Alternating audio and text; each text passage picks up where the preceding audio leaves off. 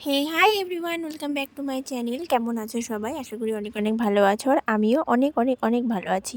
তো এটা হলো 2024-এর লাস্ট ভিডিও, মানে 31 ডিসেম্বরের ভিডিও। এটা ওদিনকে রাত্রেবেলা আমাদের পিকনিক ছিল। তো আমাকে শুভ বাড়িতে নিতে এসেছিলো। আর যেহেতু 1 জানুয়ারি আমাদের প্রত্যেক বছর পিকনিক থাকে, তো সেই পিকনিকেরও কিছু জোগাড়যন্ত্র করার ছিল, তাই আমি এখন বাড়ি থেকে বেরিয়েছিলাম। তো সবার প্রথমেই চলে গেছিলাম রীতি দিদিদের বাড়িতে। ওদের বাড়িতে আমরা 1 জানুয়ারি যে পিকনিকটা হয় আমাদের গ্রুপে, সেই যা যা সবজি টবজি লাগে সেগুলো সবই আমরা আগের দিন রাত্রেবেলা ওদের বাড়ি থেকে গোছগাছ করে নিই, না হলে পরের দিন সকালবেলা যেতে যেতে সবারই লেট হয়ে যায়। তারপর গিয়ে সবজি টবজি কাটার ঝামেলা থাকলে আরও অনেক দেরি হয়ে যায় রান্না করতে করতে।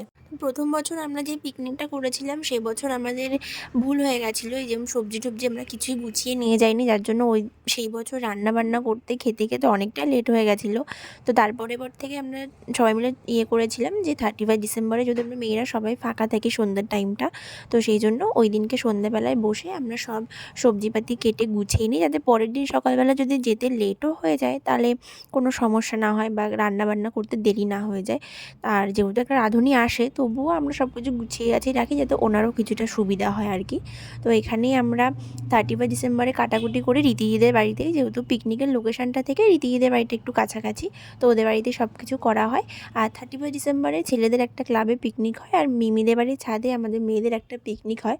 তো সেই জন্য সবাই মোটামুটি ফাঁকা থাকি বলে এই দিনকে এই কাজটা আমরা করে নিই। তো চলো গল্প করতে করতে সবজিগুলো কেটে নিই, আর তোমরাও ভিডিওটা দেখতে থাকো।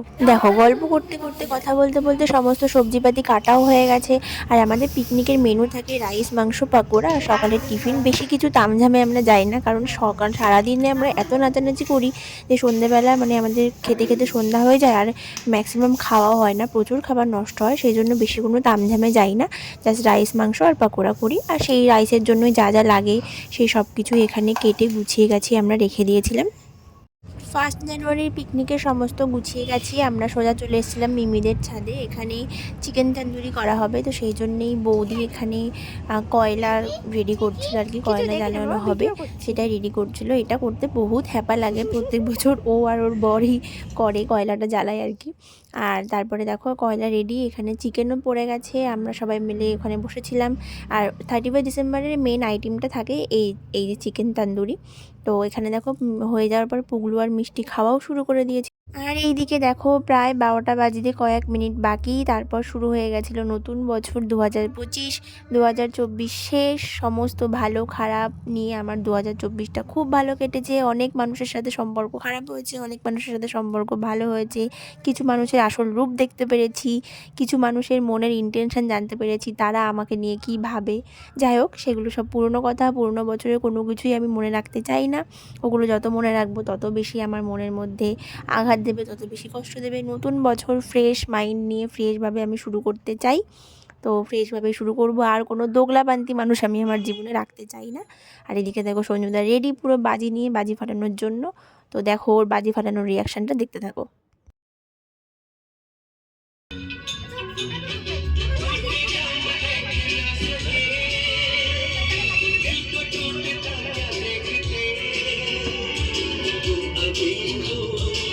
ধরিও না।